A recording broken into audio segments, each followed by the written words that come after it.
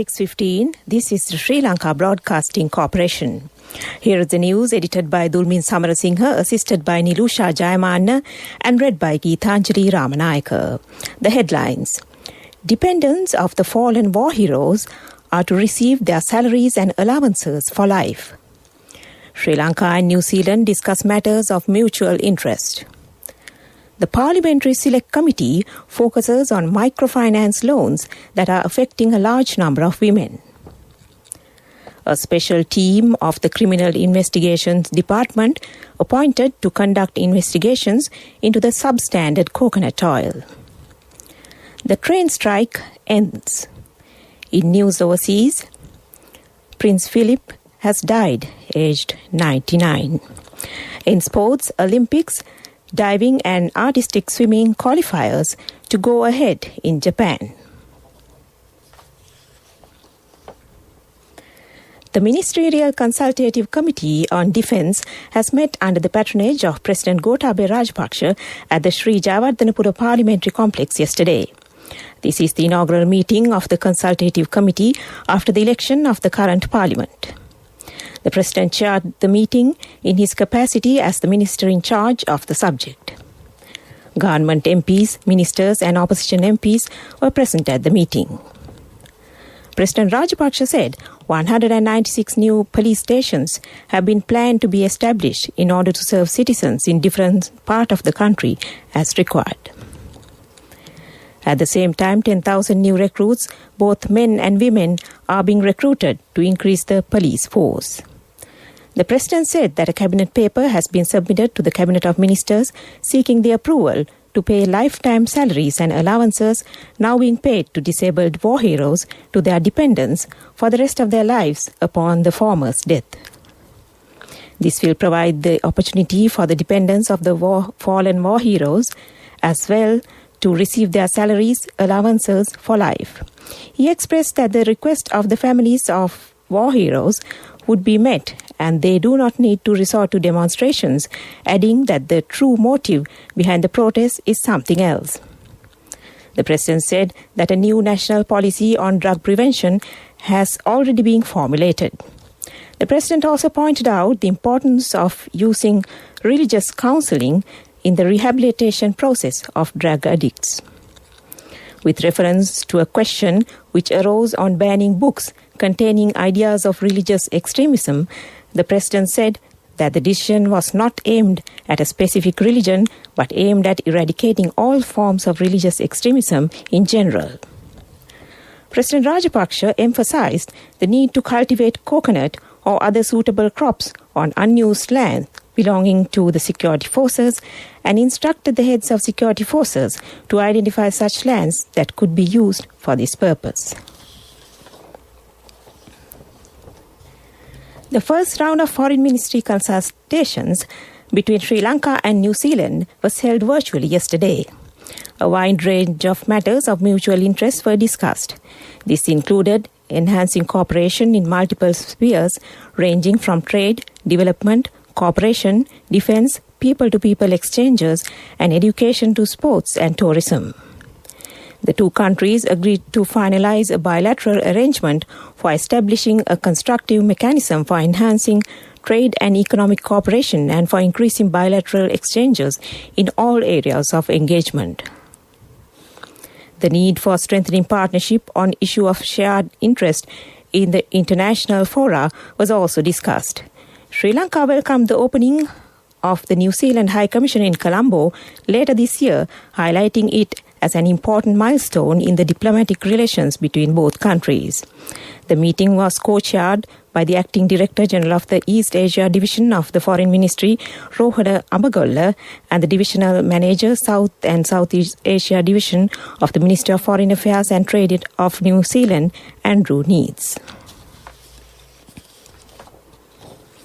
The Parliamentary Select Committee, which was appointed to ensure gender equality and to look into the discrimination against women in Sri Lanka and present its recommendations to Parliament, met for the first time in Parliament recently. The committee focused on the microfinance loans that are currently affecting a large number of women in Sri Lanka. It has also revealed that the cabinet approval has been granted for the reenactment of the regulatory authority in order to regulate microfinance loans in Sri Lanka. It was decided that the primary role of the committee should be to investigate women's grievances regarding all forms of discrimination based on gender, including workplace violence. Another role of this committee is to examine and review relevant laws while establishing gender equality. The committee will also encourage the relevant ministries and authorities to formulate plans for the establishment of gender equality and to allocate financial resources. In addition, the committee has a role to play in motivating women for greater representation in decision-making bodies at national and provincial levels, as well as the government, civil society, and the private sector. The meeting was chaired by the State Minister, Dr. Sudarshini Fernandopulle. A special team of officers attached to the Criminal Investigations Department, headed by an ASP, has been appointed to conduct investigations into the substandard coconut oil issue. The Attorney General's coordinating officer, Nishara Jayaratne, said the team had been appointed on the Attorney General's directions to the Director CID. The Southern Railway strike has been called off. Secretary to the Ministry of Transport, Monty Rantunga, told SLBC that trains are being operated as usual now. The train strike has been launched by the Engine Drivers and the Guards Association. The union said they would launch the trade union action again if a positive response was not received for their demands. The plantation companies paid the daily wage of estate workers approved by the Wages Board. Accordingly, they have been paid a daily basic wage of 900 rupees and an allowance of 1,000 rupees. Earlier, a daily wage of an estate worker was 750 rupees. Discussions took place between the plantation companies and the estate trade unions about the 1,000 rupee payment for a long time. General Secretary of the Ceylon Workers' Congress, State Minister Jeevan Thondaman, said the payment was made today. The Attorney General's coordinating officer, State Counsel Nishara Jayaratne, says the Attorney General has forwarded the marine pollution claim of 3.423 billion rupees to the lawyers of ship owners of crude oil tanker MT New Diamond in connection with the oil spill caused in September 2020. The tanker was transporting 270,000 metric tons of crude oil from the port of Mina Al Ahmadi in Kuwait to an Indian port when the incident occurred. It has also reported that 1,700 metric tons of diesel required for the use of the tanker was stored on board. This news comes to you from the Sri Lanka Broadcasting Corporation. Get a personal loan for your marriage, education or housing within 24 hours with People's Bank Digital Banking.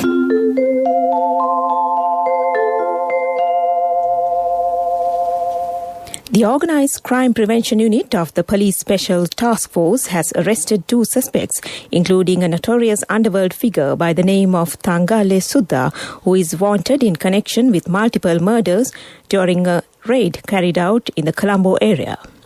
In the Nigambo area, Lokuge Lasantha Pradipan, alias Thangale Sudha, is wanted in connection with 12 separate incidents of murder, including the murder of Amila Prasanna Hettiheva, alias Sunshine Sudha, in Mirissa last year. Minister of Education Professor G.L. Pirus says GCE Advanced Level Examination for the year 2021 has been postponed to October. Accordingly, the examination will take place between the 4th and the 30th of October. The Grade 5 Scholarship Examination will be held on the 3rd of October. GCE Ordinary Level Examination is scheduled on the final week of January 2022. Several programs have been organised today in connection with the 42nd anniversary of the Rajarata service of Sri Lanka Broadcasting Corporation. Accordingly, 16 artists introduced by the Rajarata service will be felicitated at 7 p.m. Minister Kelia Ramukwala will attend the function in Anuradhapura as the chief guest. Constructions of the new performance theatre of the Rajarata service, which will be built under Sri Lanka France Friendship Cooperation Project, were launched this morning. Speaking on the occasion, Minister Keheli Ramukwala said that the theatre will be a special place for Rajarata. Director General of the Sri Lanka Broadcasting Corporation said that the aim of the government is to further maintain Sri Lanka Broadcasting Corporation, which will be completing 100 years in 4 years' time by further nurturing people's knowledge. That ends local news, and the main news story follows. Get a personal loan for your marriage, education or housing within 24 hours with People's Bank Digital Banking. People's Bank Digital Banking, your ultimate convenience. The main news story is brought to you by Siddhalepa Vedamahatmya. The Ministry of Health says 228 more patients who were infected with the coronavirus have been discharged from medical care. This brings the total number of COVID-19 recoveries in the country to 91,272. A total of 2,471 virus-infected patients are currently under medical care at hospitals and treatment centres across the country. The total number of COVID-19 cases reported in the country so far has reached 94,336, while the death toll stands at 593. That was our main news story. The main news story was brought to you by Siddhalepa Vedamahatmya. In Watchlight this evening, the railway authorities request the commuters to refrain from using either sides of the platform to enter and exit railway stations, endangering their lives. They request the passengers to use the overhead staircase to enter and exit the railway stations safely. This is for the attention of train commuters and came to you in Watchlight. World News. Brought to you by courtesy of the best discount in this Urdu season, People's Leasing Polybasi. Enjoy an interest rebate of 25% from People's Leasing for all the leasing facilities during this Urdu season. Call 011-206-300 for more details. Conditions apply. People's Leasing, the trusted leader. Headlines of the world news. Japan adds Tokyo and other areas to COVID-19 quasi-emergency state. Prince Philip has died, aged 99. Kremlin says Russia has the right to move forces at home the way it likes. Lost golden city found in Egypt reveals lives of ancient pharaohs.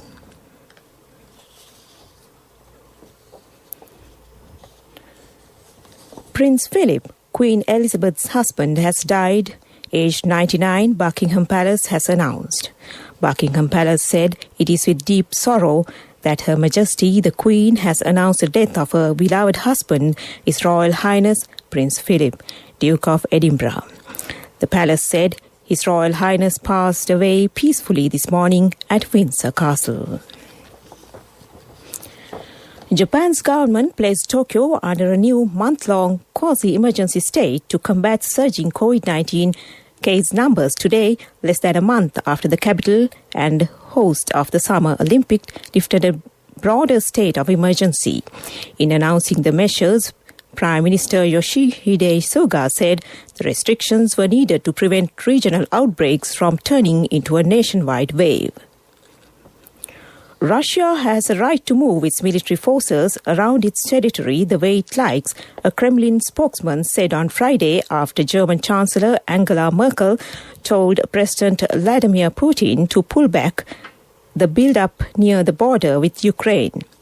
Dmitry Peskov also told a daily conference call with reporters that the situation in eastern Ukraine was very unstable, creating risks of full-scale combat operations. The discovery of a 3,000-year-old city that was lost to the sands of Egypt has been hailed as one of the most important archaeological finds since Tutankhamun's tomb.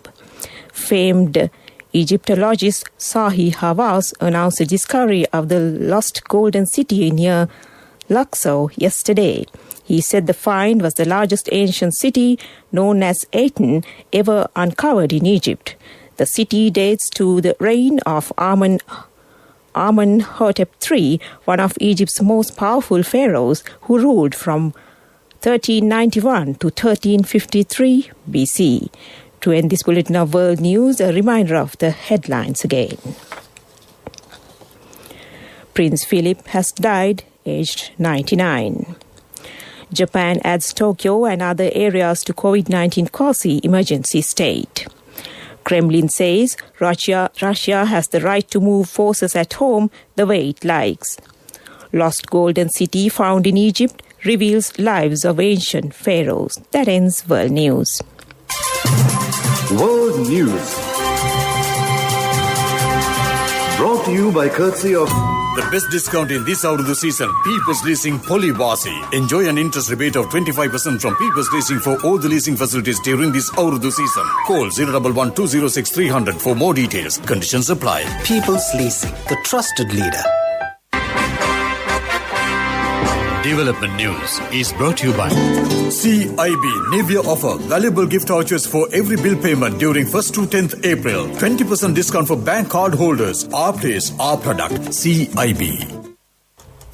Tourism Minister Prasanna Rantunga says the Mattala International Airport will be developed as a cargo hub while upgrading its luxury facilities. Minister Rantunga said that an export processing zone, an aircraft maintenance and turnover yard and a duty-free shopping complex will be built at the airport. That was Development News. Development News was brought to you by CIB Nivea offer valuable gift vouchers for every bill payment during 1st to 10th April. 20% discount for bank card holders. Our place, our product. CIB. In sports news, Olympics, diving and artistic swimming qualifiers for the 2020 Tokyo Olympics will go ahead in Japan. Kodo News reported today, just days after both test events looked to have been cancelled by the sport's world governing body. FINA had said last week it was reviewing the status of both events as well as a marathon swimming qualifier without specifying a reason before marking the events as cancelled on its website calendar. However, Kodo, citing multiple unnamed sources, said today that the diving event, which was scheduled to begin on the 18th of April, would go ahead in Japan and arrangements were being made to hold it in May. The artistic swimming qualification tournament, set for the 1st to the 4th of May, would also go ahead in Japan. That's on Sports News. Contributory deposit of 1,000 rupees from NSB when your child enters grade 1. Open a Hapan Children's Service account for your kid today. Higher interest. Conditions apply. Business News. Sponsored by National Savings Bank. The safest place for your money. Sarvodaya Development Finance, the financial service arm of the Sarvodaya movement, has won global recognition as the fastest growing development finance company in Sri Lanka at the UK-based Global Banking and Finance Review Awards 2021. The international award, which is valued throughout the global banking and finance community, recognizes companies in the financial sector that specialize and excel in their chosen field. That was on Business News. Business News. Sponsored by National Savings Bank. The safest place for your money. Contributory deposit of 1,000 rupees from NSB when your child enters grade 1. Open a Hapan Children's Service account for your kid today. Higher interest. Conditions apply. Weather Report was sponsored by Dialogue, in partnership with the Ministry of Education, introduces Nanasir, a trilingual educational mobile app with video-based lessons for grade 1 to A-levels. Now your child can study with ease on your mobile with no subscription fee. The central bank says virtual currencies are digital tokens created by private entities that can be obtained online through mining, initial coin offerings, or through virtual currency exchanges. Virtual currencies are also commonly referred to as cryptocurrencies. However, it is important to note that virtual currencies are not issued by central banks and are also not generally backed by underlying assets. Therefore, their values are determined by speculation of the public on virtual currency exchanges. That was Economic News. The weather report. The Met Department says showers or thunder showers will occur at several places over most parts of the island in the evening or night. Heavy falls about 100 millimeters can be expected at some places in the Uwa, Sabragamua, Central, Southern, Western and North Central provinces. Misty conditions can be expected at some places in the Central, Sabragamua and Western provinces during the morning. The sun is directly over Sri Lanka from the 5th to the 14th of April. That was the weather report.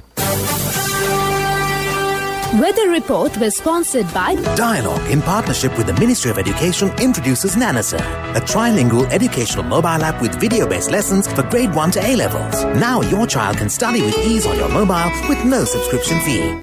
To end this news broadcast, the headlines again. Dependents of the fallen war heroes are to receive their salaries and allowances for life. Sri Lanka and New Zealand discuss matters of mutual interest. The Parliamentary Select Committee focuses on microfinance loans that are affecting a large number of women. A special team of the Criminal Investigations Department appointed to conduct investigations into the substandard coconut oil. The train strike ends. In news overseas, Prince Philip has died aged 99. In sports, it's Olympics. Diving and artistic swimming qualifiers to go ahead in Japan. That ends this news broadcast, and back to Prashan.